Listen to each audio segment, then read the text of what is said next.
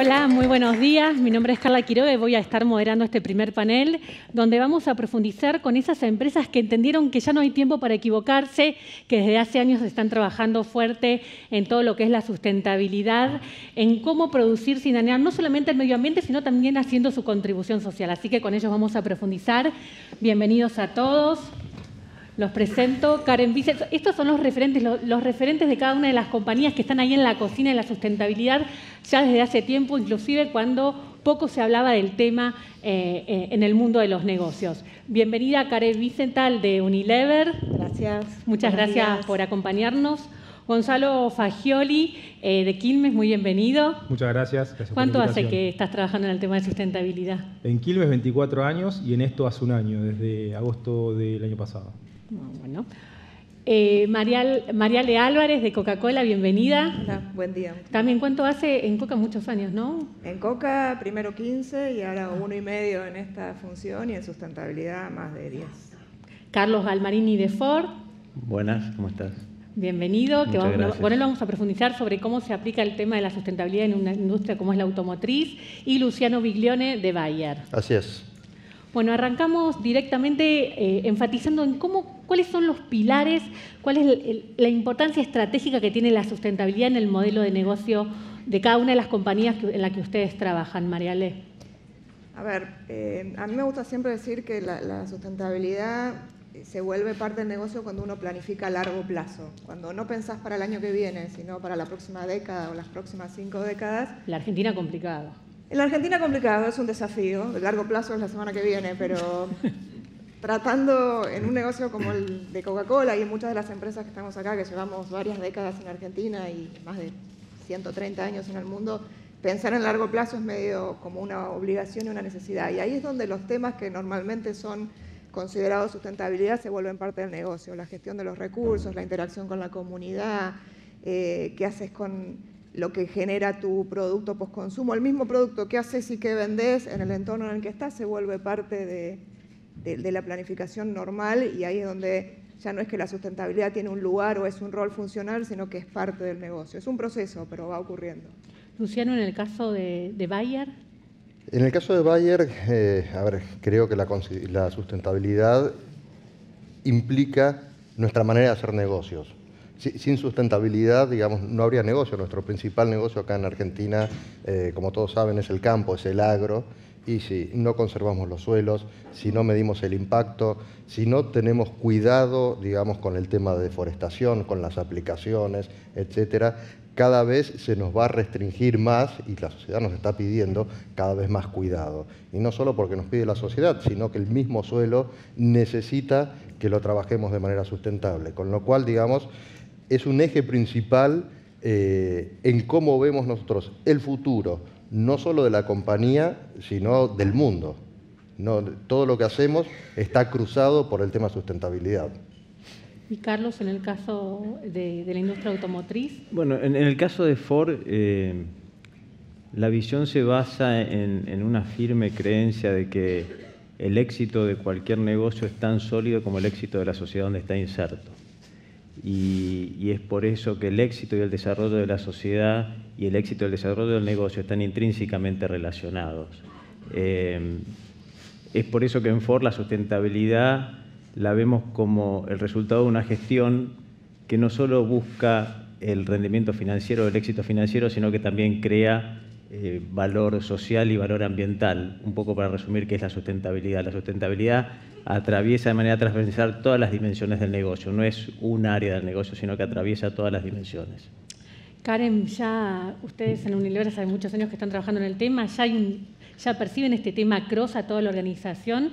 Bueno, nace como un tema cross de toda la organización. O sea, la génesis de Unilever nace a través de la sustentabilidad, de decirlo de alguna manera, simplemente que se puso de manifiesto muy fuertemente a partir del Plan de Vida Sustentable, que ya lleva casi 10 años, donde se hizo mucho más explícito quizás hacia el afuera que lo que era allá hacia el adentro. Entonces, un poco cómo lo trabajamos es across, porque nosotros pensamos que hay que hacer crecer el negocio mientras que reducimos el impacto ambiental y generamos un impacto social positivo. Entonces, no es solamente un tema de hablar de marcas con propósito o hablar de consumo responsable o producción responsable, sino que esto atraviesa todas las áreas de la organización y se viene manifestando hace muchísimos años con respecto a eso. ¿Y el consumidor ya lo mira con lupa este tema? Bueno, el consumidor empieza, nosotros consideramos que el consumidor empieza a ser un consumidor mucho más informado, mucho más sofisticado, y sí estamos tratando de ver cómo pasamos del tradicional modelo de consumo, que es el de comprar, utilizar el producto y tirarlo, a quizás empezar a reciclarlo y empezar a hablar de un consumo mucho más responsable. Y me parece que, sobre todo las empresas de consumo masivo, tenemos la responsabilidad de llegar a un gran número de consumidores. En Unilever llegamos a más de 2.5 billones de consumidores, de trabajar con ellos para poder lograr este impacto social positivo y también poder lograr que seamos mucho más responsables ambientalmente. Entonces, creemos que tenemos una gran labor para hacer en eso, pero los consumidores empiezan a marcar una tendencia y nosotros lo tenemos que estar mirando muy de cerca. Gonzalo, y en el caso de Quilmes, ¿qué acciones concretas están implementando? Bueno, para nosotros en Quilmes la sustentabilidad es el negocio. Tenemos un sueño como compañía que es unir a la gente por un mundo mejor, y esto de mundo mejor tiene que ver con nuestro compromiso con el medio ambiente y con las comunidades donde operamos. Y hace un año atrás decidimos lanzar 100 Más Sustentabilidad, que es nuestra plataforma de sustentabilidad que nos va a permitir hacer esto posible. Y, como decimos, somos una agroindustria, arranca nuestra historia en los campos de cebada de la provincia de Buenos Aires, por lo tanto, el primero de los pilares tiene que ver con el campo. Y con los productores agropecuarios, lo que estamos haciendo es trabajar en la co-creación de semillas que sean más sustentables. Y hoy el 80% de las semillas que se usan para cebada en Argentina son las que diseñamos con nuestros productores. El segundo tiene que ver con el agua. Pensá que para nosotros el agua es un ingrediente fundamental. Entonces trabajamos en la reducción de agua dentro de nuestras cervecerías. Y la principal acción que hicimos ahí tuvo que ver con una reducción del 35% del consumo de agua a partir de procesos más eficientes dentro de nuestros procesos productivos. El tercero de los pilares tiene que ver con cadena de valor. No podemos pensar en sustentabilidad en Argentina si no incorporamos a las pymes como parte del ecosistema. Piensen que las pymes generan el 90% del empleo en Argentina. Y es así que lanzamos Revuelta, que es nuestro programa de cadena de valor de proveedores. ¿Qué es lo que buscamos a través de esto? Ampliar la base de proveedores locales para tener impacto en los lugares donde tenemos operaciones, para mejorar la calidad de vida de las comunidades donde Quilmes opera. Tenemos 10 operaciones entre cervecerías y malterías a lo largo de todo el país, además de 2 malterías en la provincia de Buenos Aires. Entonces lo que hacemos son jornadas de trabajo para trabajar con estos proveedores locales, permitiendo que se conviertan en proveedores de la compañía. Y este programa tiene, además de la posibilidad de que se conviertan en proveedores de compañía, tienen condiciones de pago flexible, y lo que buscamos es, junto con ellos, desarrollar alternativas de algunos insumos que pueden ser parte del proceso productivo, como el caso de Guantex, que es un proveedor de guantes que se usa en el proceso productivo de la cerveza, junto con quien lo co-creamos acá en el sur de la provincia de Buenos Aires, en Quilmes, y estamos ayudándolos para que lo puedan exportar.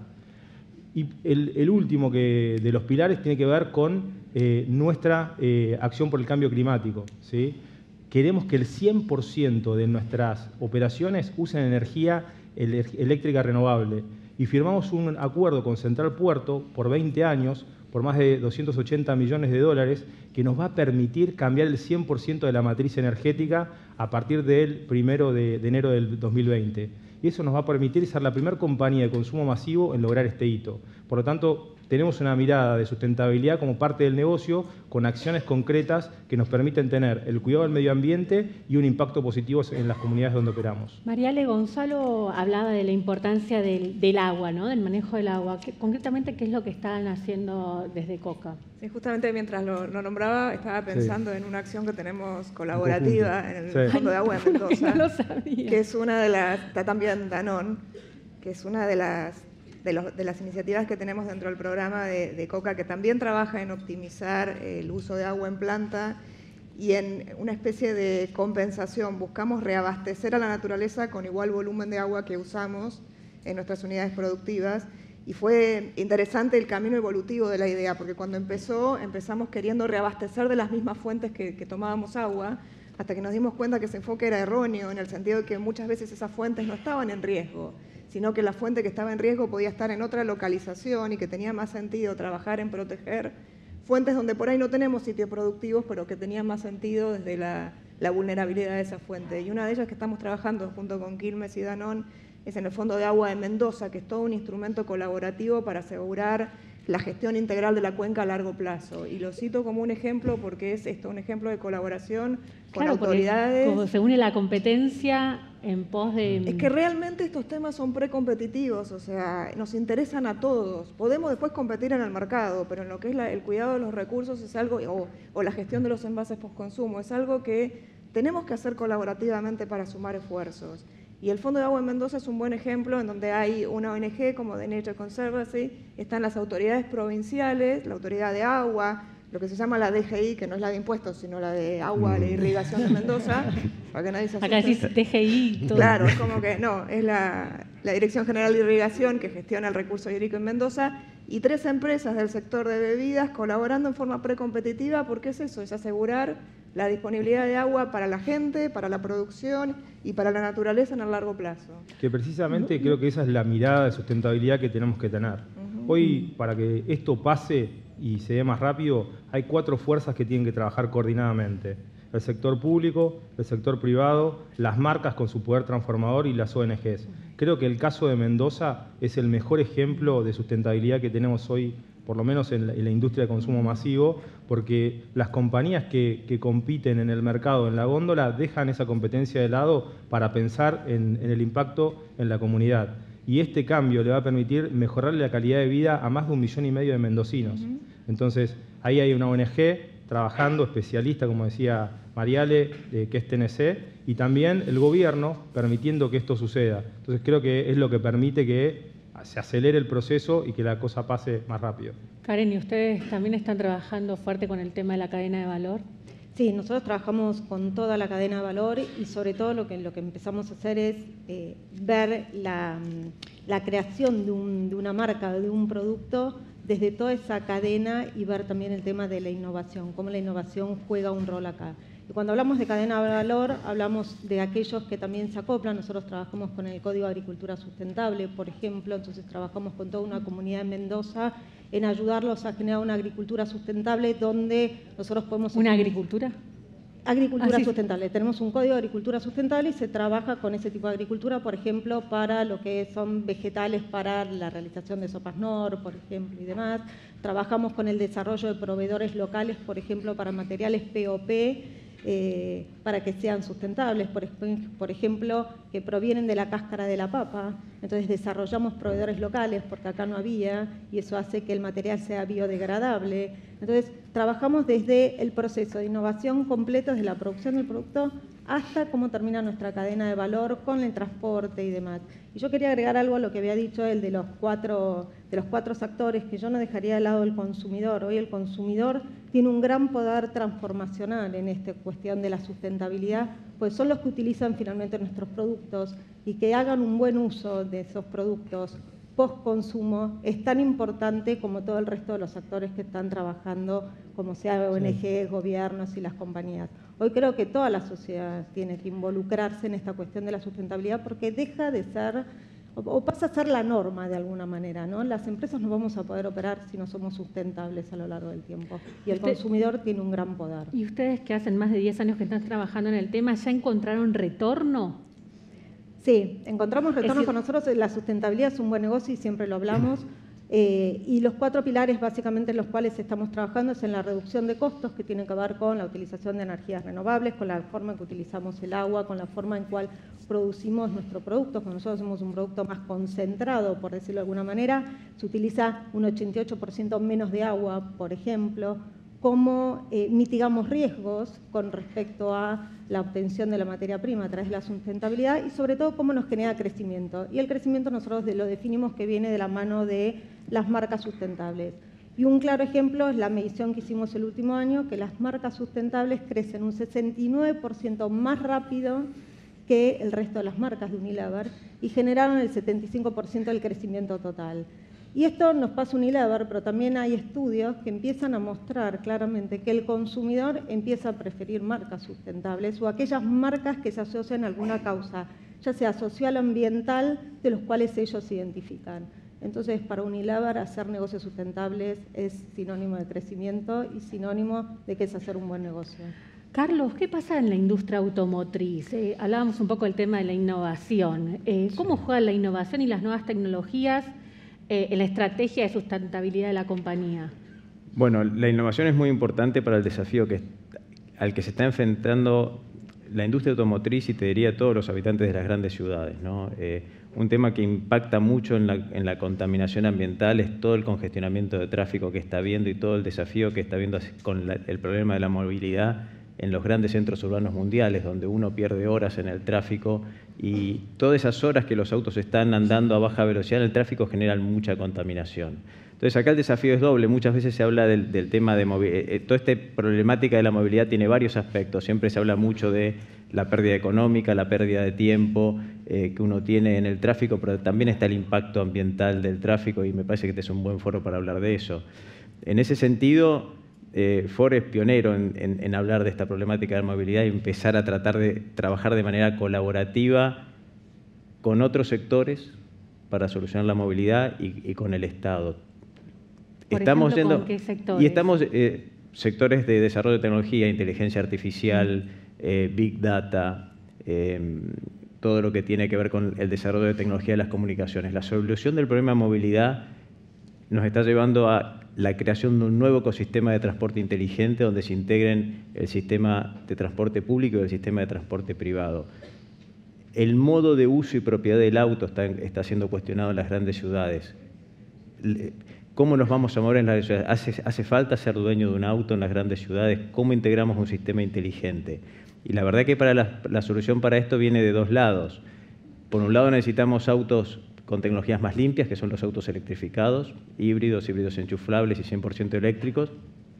Y por el otro lado necesitamos tecnologías que hagan el tráfico más ágil, ¿no? Y acá viene todo el tema del desarrollo de los autos autónomos. Ahora, el auto deja de ser un vehículo que sirve solamente para moverse del punto A al punto B con un poco más o menos de confort, un poco más menos de seguridad, sino pasa a ser un elemento más integrado en un sistema inteligente de transporte, donde el auto se pueda comunicar con todo, se pueda comunicar con otros autos, se pueda comunicar con la infraestructura pública, se pueda conectar con la nube. ¿Pero vamos a hacer un mundo con menos autos? En las grandes ciudades no sé si menos autos, pero claramente las grandes ciudades no toleran más autos con el sistema de transporte que tenemos hoy. No creo que haya menos autos, pero no veo de qué manera puede crecer la cantidad de autos en las grandes ciudades. Entonces, Ford, ¿en qué está trabajando en esto? Por un lado, cambió su ciclo de inversiones y pasó de un plan de invertir 4.500 millones de dólares a invertir 11.000 millones de dólares en la creación de autos electrificados. Va a lanzar 40 modelos de acá al 2022, entre híbridos enchufables y 100% eléctricos. Y por el otro lado, creó un área de negocios que es el área de Smart Mobility, de movilidad, donde lo que estamos buscando es jugar un rol importante de manera colaborativa con estos otros sectores en crear este nuevo ecosistema de transporte inteligente. Y para eso estamos desarrollando con distintos actores, con Argo AI, todo lo que es inteligencia artificial para los autos autónomos, pero también con empresas como Translock, desarrollando una plataforma digital que sea capaz de administrar todas estas transacciones e intercambio de información en la nube entre los distintos autos y los sistemas de transporte inteligente y todos los servicios que se pueden dar, digamos, ¿no? Vos imaginate que en el futuro vos vas a poder hacer un viaje en un auto donde tu auto autónomo va a poder leer tu agenda, saber a dónde vas a ir, programar la ruta, en el medio cambiar la ruta si hace falta, reservar estacionamiento. Todas esas miles y miles de transacciones e intercambios de información van a tener que ocurrir, se va a estar conectando con otros autos. Con empresas como Qualcomm y Datang estamos desarrollando un protocolo de comunicación para que el auto esté conectado a todo.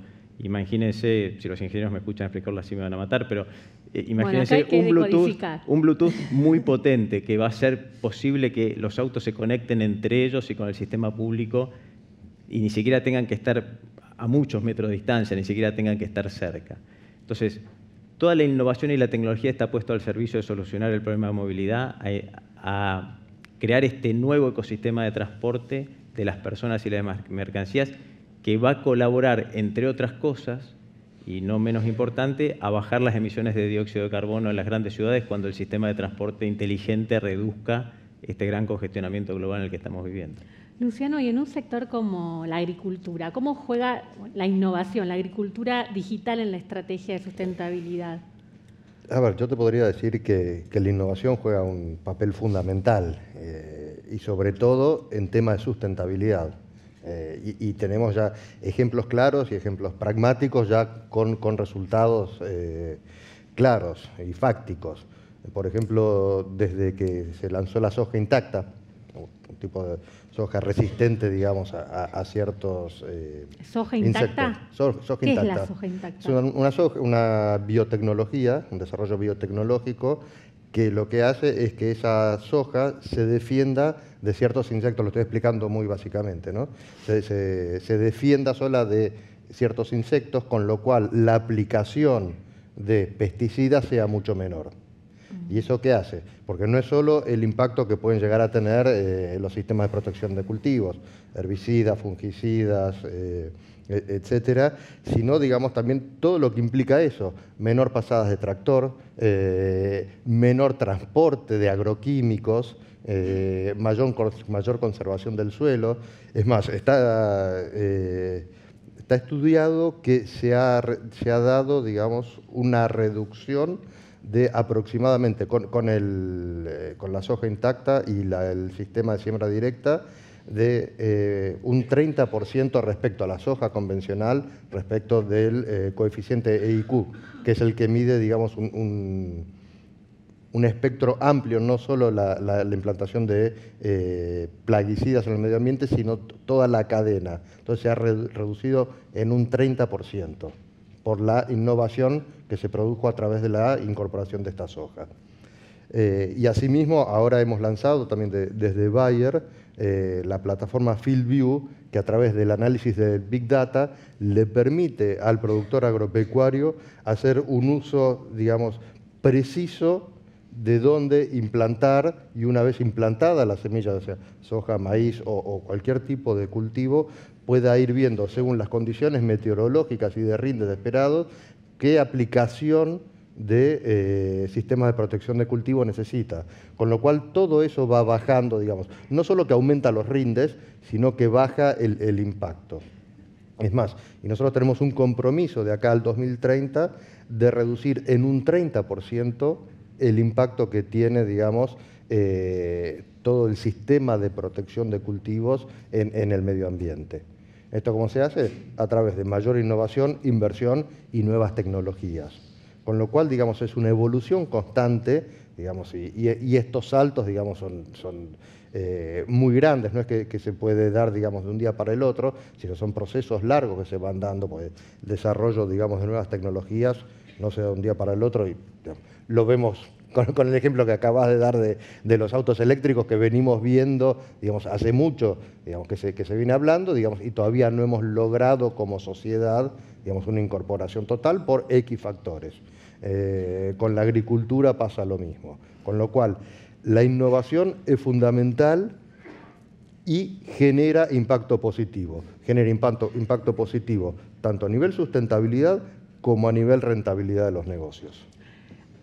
Mariale, Karen y Gonzalo, hablemos, los marco a ellos porque a ellos los compromete este tema. Hablemos de envases, un tema que hasta hace un tiempo era tabú en la estrategia de sustentabilidad de una compañía. ¿Cómo lo están manejando?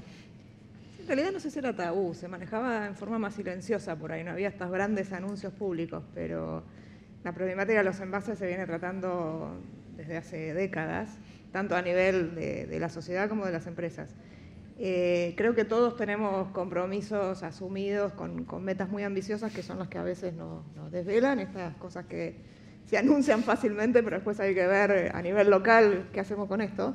Nosotros tenemos una meta global de asegurar que todos nuestros envases sean reciclables, que en Argentina ya lo son, que sean técnicamente reciclados. El otro desafío es que efectivamente se reciclen, porque un material puede ser reciclable, pero si no está en la infraestructura y no están los mecanismos, después no se recicla.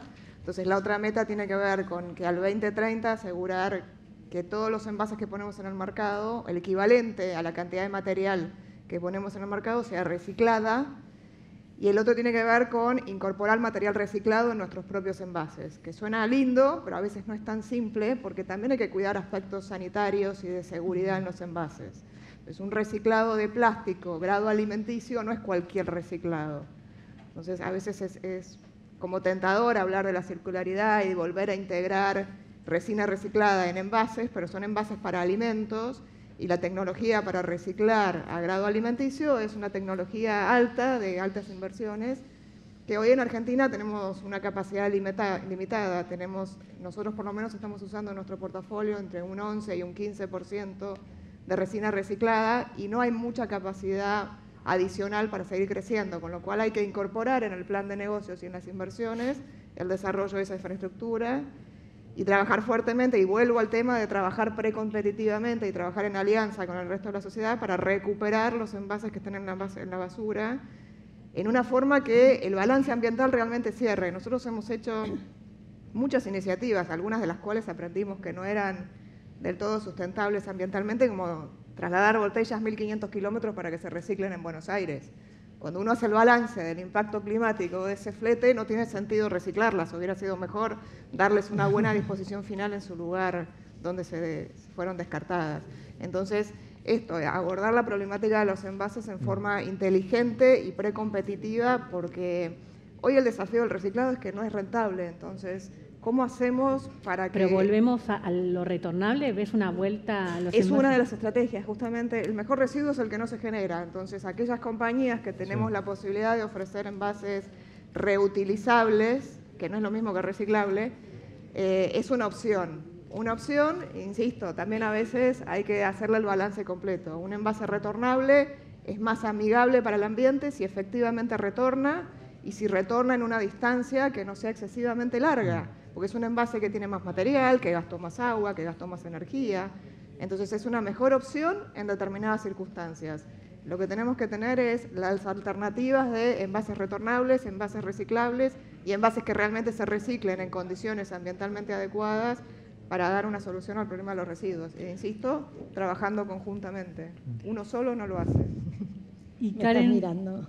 te estoy Se las mirando. dejé ahí. Bueno, nosotros de manera similar tenemos algunos compromisos que se hicieron públicos, que es esto de que los envases sean 100% reutilizables, aptos para compostaje, y que puedan ser reciclables también, pero también creo que juega un rol fundamental el tema de la innovación. O sea, nosotros estamos tratando de ver cómo utilizar otros tipos de plásticos también, porque la problemática es general para todos. Esta cuestión de que no haya quizás determinadas políticas públicas que se pueda reutilizar el plástico. Nosotros vamos a, por ejemplo, para el 2025 deberíamos tener 25% de nuestros packaging que vinieran de un plástico reciclado, pero también hay ciertas limitaciones. Entonces, lo que estamos tratando de buscar es, a través de la innovación, utilizar plásticos verdes, por ejemplo, provenientes de la caña de azúcar, como utilizamos en nuestro superacondicionador de DAF, y ver de utilizar no plásticos en aquellos productos que sí se pueda también.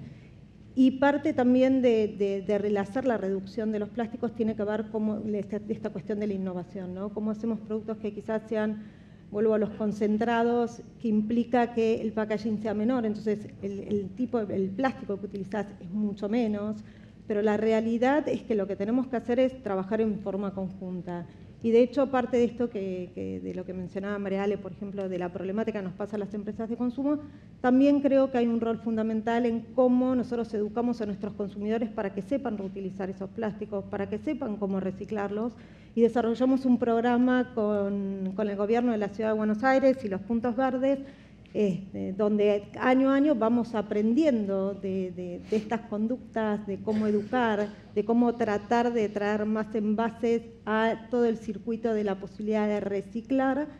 Y los consumidores responden, porque bueno, ese es otro tema, ¿no? Bueno, esto es toda una educación y es adquirir nuevos hábitos. No estamos habituados a estas problemáticas, recién ahora se empiezan a hablar mucho más. La Recién agenda de plástico está fuerte instalada. La agenda de plástico está muy fuerte instalada. De hecho, estamos desde Unilever se está trabajando también en desarrollar determinadas tecnologías que impliquen esta cuestión de ver cómo volvemos a a reutilizar este plástico. Son tecnologías que hoy no las tenemos acá específicamente en Argentina, que se están desarrollando a nivel global, pero la idea es, una vez que veamos que funciona, poder compartirlas, como ya lo hemos hecho con otras tecnologías, por ejemplo, con los envases comprimidos, que implica poder tener el mismo uso de un producto, pero en un tamaño menor, donde todo el impacto general se ve afectado. Y una vez que nosotros las desarrollamos y las ponemos en marcha, las abrimos para que cualquier otra empresa pueda hacer uso de esa tecnología. Lo que pasa es que esa tecnología implica, así como lo hizo Unilever, que otros puedan invertir para poder poner esa tecnología en sus plantas y demás. Pero estamos trabajando muy fuertemente en definir algunas tecnologías, no solamente la evolución de otros plásticos provenientes de otras fuentes, como lo que te decía de la caña de azúcar, sino también formas de, por ejemplo, los sachets, que es una forma individual de consumir determinados productos, puedan ser reciclados. Y una vez que esa tecnología realmente muestre que funciona y se puede hacer, va a ser compartida a nivel global. Es una agenda súper fuerte para Unilever, pero creo que es una agenda muy fuerte para todos en líneas generales. Si ¿Hay pensamos regulación que ya a nivel mundial hay países donde no. hay regulaciones, son distintas, se implementan de acuerdo a las posibilidades de cada mercado, pero la gran problemática que tienen muchas veces las regulaciones es que si no educamos y no trabajamos en forma conjunta a todos los actores de la sociedad, se hace muy difícil, porque a veces se ponen targets para llegar a determinados números de reciclabilidad, pero si no ayudamos al consumidor y a todos aquellos que están en la cadena a que esto se produzca, la verdad que esos targets no se terminan cumpliendo. Entonces tenemos que tener regulaciones que realmente puedan ser aplicables, pero que sean realistas al contexto y a los países donde se hacen. Por eso cada regulación difiere de cada país. Puede haber un tipo o una base común, pero cada una se desarrolla específicamente de acuerdo a las posibilidades que tiene cada uno de los países con generar el plástico suficiente para que eso vuelva y que vuelva a la cadena, porque siempre va a ser mejor negocio que vuelva. Gonzalo, y en el caso de ustedes, ¿hay un aumento del consumo de latas? ¿Cómo se está dando? Bueno, una de las tendencias que hay hoy dentro de la industria de cervezas es que el consumidor está eligiendo tamaños de botellas o latas más chicos, que tiene que ver con el consumo individual, algo que aumenta la frecuencia de consumo de la categoría a lo largo de la semana. Pero nuestra mirada de envases está basada en el paradigma de la economía circular. Gran parte de nuestro negocio, más del 70% de nuestro volumen, es botella de vidrio retornable. Una botella va y viene 29 veces antes de ser reciclada y transformarse en una nueva. Por lo tanto, nosotros lo que buscamos es impulsar la retornabilidad y ser consistentes con esa estrategia. Por lo tanto, para este consumidor que está pensando en este consumo individual, que busca una presentación de producto más chica, diseñamos una botella de 340 centímetros cúbicos a un precio muy conveniente, que es el Pacto Porrón, que le permite al consumidor tener las dos alternativas, ¿no? La de cumplir los dos deseos del consumidor, tener un tamaño de botella chica y que sea retornable, lo cual es consistente con nuestra estrategia de retornabilidad. También, para hacerle la vida más fácil al consumidor, tenemos una tarjeta que se llama Vale, que es una tarjeta que permite tener un crédito de envases en esa tarjeta con los puntos de venta para evitar el trastorno que muchas veces significa llevar y traer botellas de cerveza hasta el punto de venta. Pero una parte de nuestro negocio no podemos dejar de tenerlo en cuenta, que es descartable, y también estamos trabajando en un programa de reciclado con una mirada a largo plazo. Nosotros queremos una compañía para los próximos 100 años y acá estamos trabajando en conjunto con una especialista que es Sempre, que es una especialista en aumentar las tasas de reciclado. Estamos trabajando con PepsiCo y con Nestlé para, junto con los municipios de la provincia de Buenos Aires, mejorar las tasas de reciclado. Y por otro lado, una de las cosas que decía Marielle, que son muy importantes, tienen que ver con las inversiones que se hacen detrás de esto. Nuestra compañía invirtió el año pasado, anunció en el 2016 1.800 millones de dólares de inversiones que tienen que ver con aumentar la capacidad productiva de nuestras cervecerías, para acercar los centros productivos a los centros de demanda y bajar así el impacto que tiene la logística en el movimiento de producto. Entonces, nuestra mirada es ecosistémica, ¿no? O sea, queremos aumentar la retornabilidad, pero acercar el producto a los centros de demanda. Luciano, vos planteabas el tema de la importancia de aplicar la innovación en la estrategia de sustentabilidad de la compañía. ¿Hay conciencia también por parte de los productores? Sí. Bueno, de eso justo quería hablar, y hablando de lo que decías recién, de un tema tabú. Creo que se tienen que acabar los temas tabú. No puede haber más temas tabú y hace falta que se hable del tema de envases, que se hable del tema de aplicaciones, porque eso nos va a permitir y nos permite y nos obliga a mejorar como compañías. Entonces, no tiene que haber temas, digamos, que no querramos hablar. Tiene que ser todo transparente. Y mientras más transparente sea, es mejor. Entonces, hace falta hablarlo y exponerlo. Una vez que lo exponemos, lo podemos empezar a tratar. Y respecto a los productores, sí, claramente nosotros en el sector, digamos, de agro, también tenemos un tema de envases muy importante. También hay un tema de disposición final de envases de agroquímicos, que es un tema en el cual estamos trabajando y nos preocupa mucho. Pero tenemos que ir aunando cultura, proyectos, regulación, etcétera. Por ejemplo, para darles una idea, hasta el año pasado un productor podía ir a comprar, digamos, sus agroquímicos a la agroquímica, podía llevarse los bidones, pero después no los podía llevar de vuelta porque ya era residuo peligroso. Entonces, hay temas que se tienen que empezar a trabajar. Ahora estamos trabajando, digamos, en toda la industria en un proyecto de containers bulk, para poder vender un gran container y que el productor lo pueda trabajar directamente en su campo y así reducir muchísimo el tema de manejo de plásticos en envases de agroquímicos.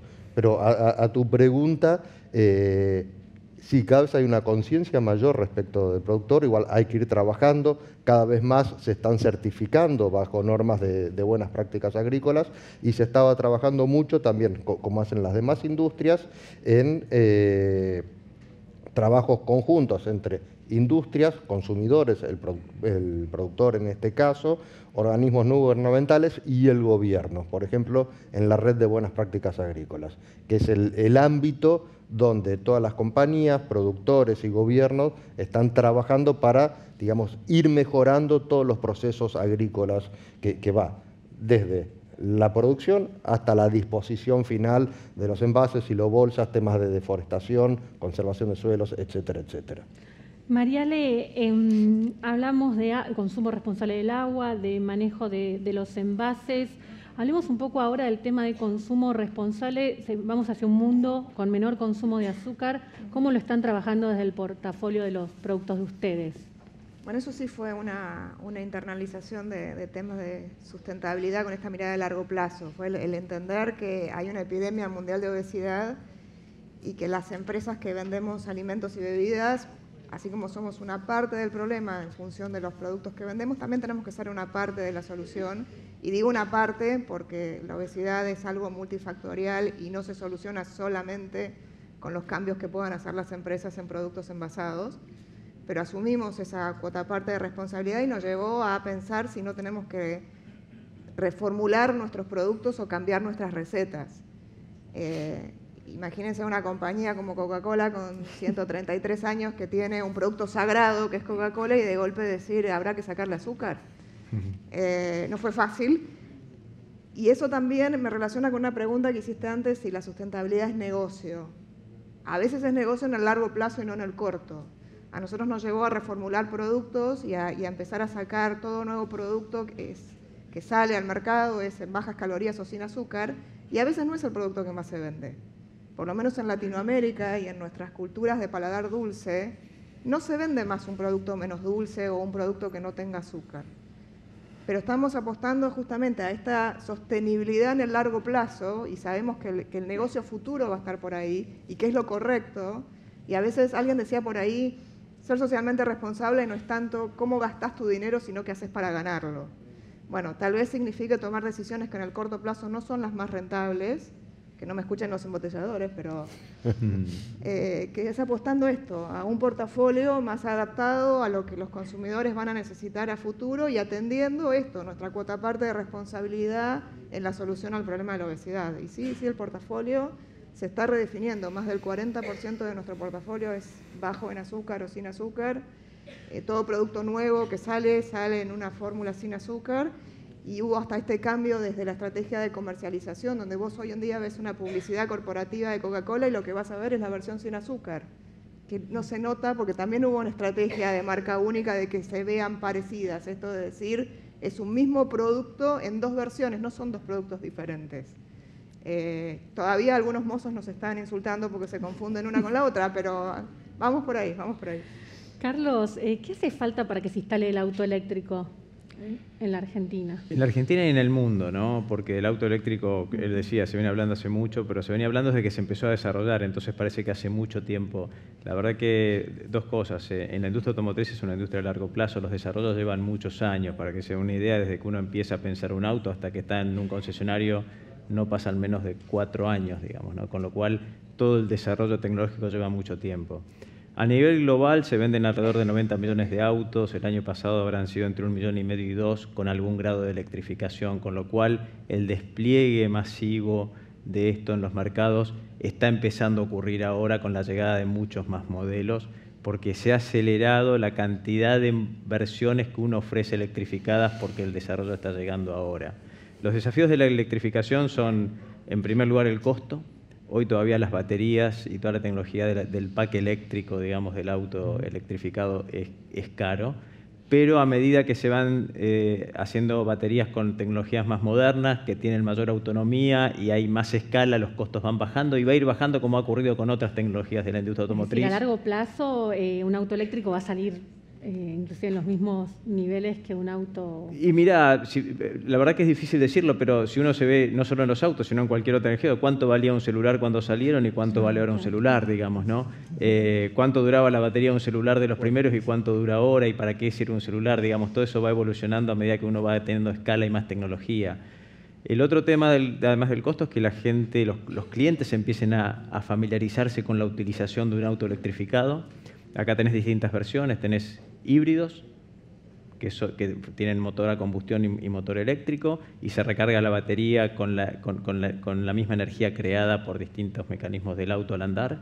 Híbridos enchufables, que tienen la doble función, vos podés enchufar y cargar la batería, o se carga, por ejemplo, al frenar, toda la energía generada por la frenada va cargando la batería, y los 100% eléctricos. Y depende para qué lo uses, va a ser mejor para vos una versión o la otra. Si vivís en la ciudad y haces 30 kilómetros por día, el auto eléctrico te va a funcionar muy bien. Si tenés que hacer 500 kilómetros por día, probablemente vayas a un híbrido o un híbrido enchufable, porque otra cosa que tiene que ocurrir es que la tecnología para cargar hagan que la carga sea más rápida. Digamos, hoy cargar una batería, lo más rápido que se puede cargar la batería de un auto hoy es 4 horas, con lo cual no es que, no sé, haces un viaje de 800 kilómetros, parás en la ruta y cargas la batería, ¿no? Tenés que parar un rato para cargar la batería, con lo cual vas a necesitar un híbrido enchufable si vos andas muchos kilómetros por día. El otro tema va a ser y eso depende de cada región, en la infraestructura que esté disponible para esto. Cuanto más autos usen electricidad, sobre todo todos los que sean enchufables, ya sea híbridos o 100% eléctricos, va a hacer falta mayor cantidad de generación de energía e infraestructura de carga, con lo cual la evolución de todas estas variables va a hacer que en cada lugar sea desparejo, digamos, ¿no? Costo por un lado, mayor cantidad de versiones de autos disponibles. En Ford estamos acelerando muchísimo, como les contaba, de acá al 2022 Ford va a tener 40 modelos electrificados a nivel global de distintos tamaños en distintas plataformas. Y el otro es la infraestructura del lugar, ¿no? Con lo cual la combinación de eso va a hacer que evolucione, pero es un camino de ida. El auto del futuro es inteligente, conectado con todo, electrificado y autónomo. Ese es el auto del futuro. No hay camino atrás, es un tema de cuánto tiempo va a llegar eso a ser desplegado en cada mercado y va a depender de las condiciones de cada lugar. Karen, Mariale planteaba el tema del azúcar y cómo tuvieron que rever todo el portfolio de productos. Ustedes también tuvieron que trabajar fuerte con los estereotipos, ¿no? Porque allá lejos y hace tiempo tal vez mostraban como mujeres más esbeltas, después como cambiaron a una belleza más real. ¿Cuál es el rol que juega? ¿También está planteado en la estrategia de sustentabilidad de la compañía? ¿Cómo manejan esto?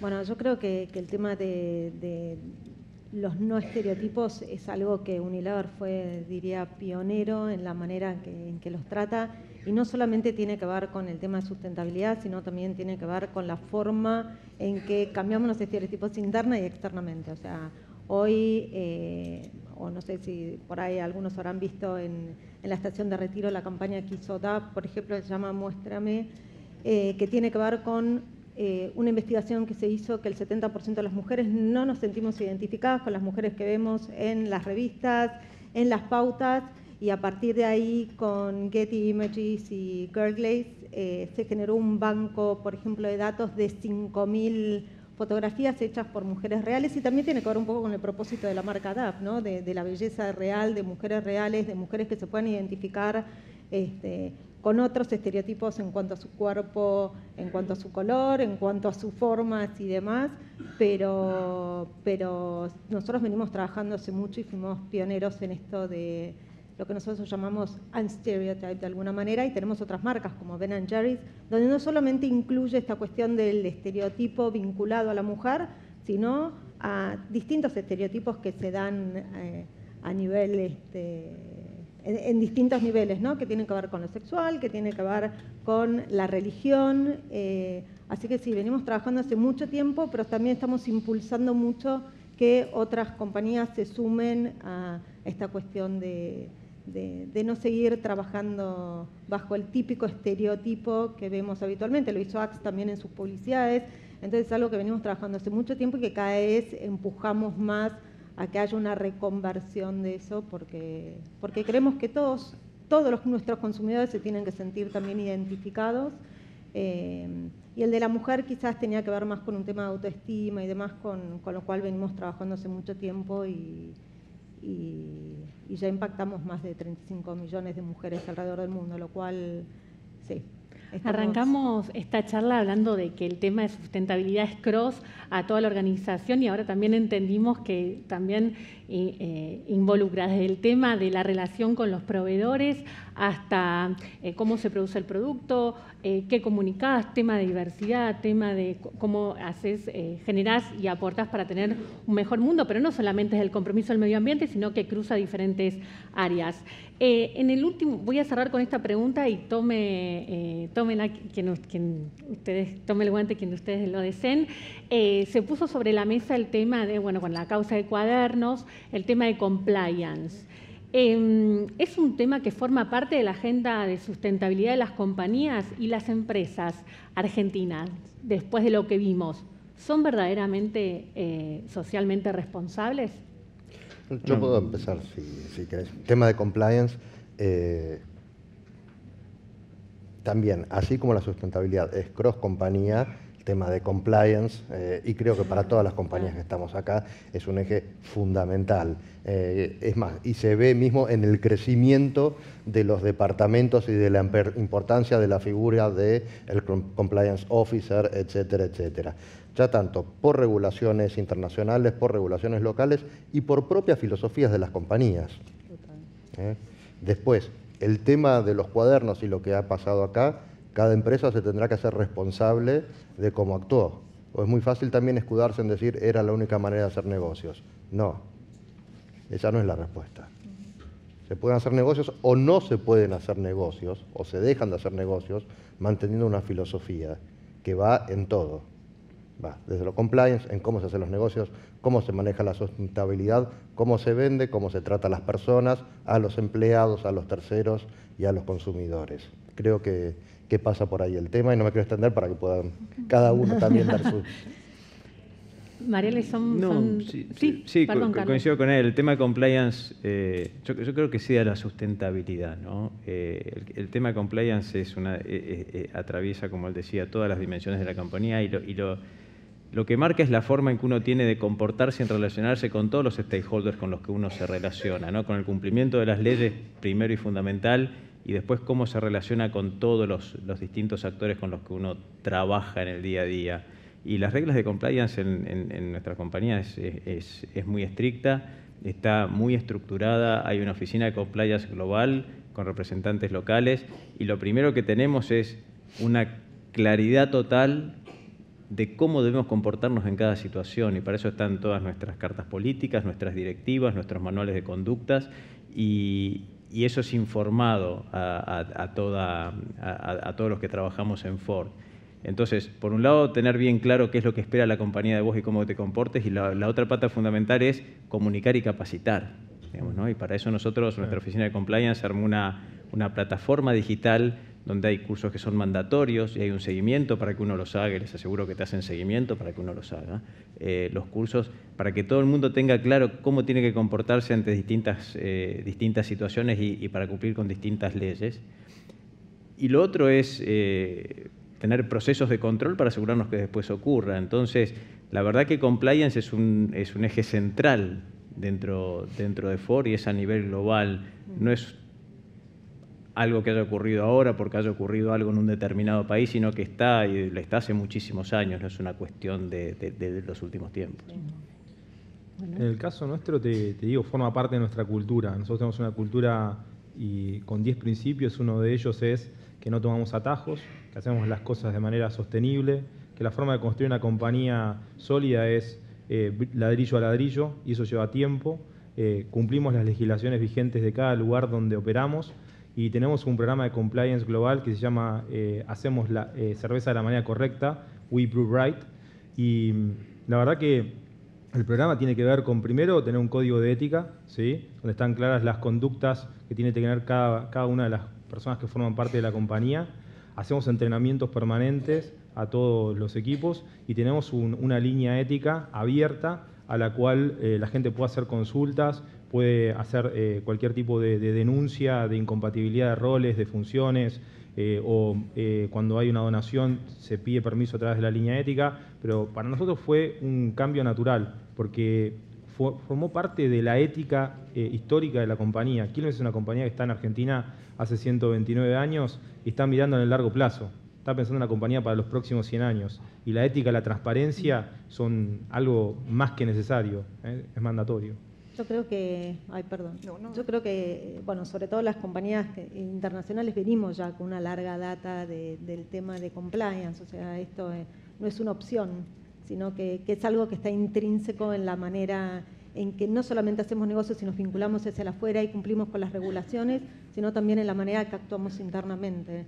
Entonces, estos cursos de capacitación, la forma que compliance trabaja en línea general, transversal a toda la organización, es algo que viene de hace muchos años, porque la ética trasciende todo el negocio. O sos ético o no lo sos, y la idea es que buscar que internamente todos los empleados estén capacitados para que ese código de alguna manera de conducta interna o externa se pueda cumplir en todos los ámbitos, se pueda denunciar cuando así no lo sea y se pueda tratar y capacitar a los empleados, que quizás a los empleados, básicamente porque son los que generan los negocios hacia afuera, y puedan ir aprendiendo un poco más, ¿no? Porque muchas veces estas regulaciones van cambiando, las formas de hacer negocios también van cambiando, entonces la idea es que compliance esté permanentemente en cada una de las cosas que se hace como organización, ¿no?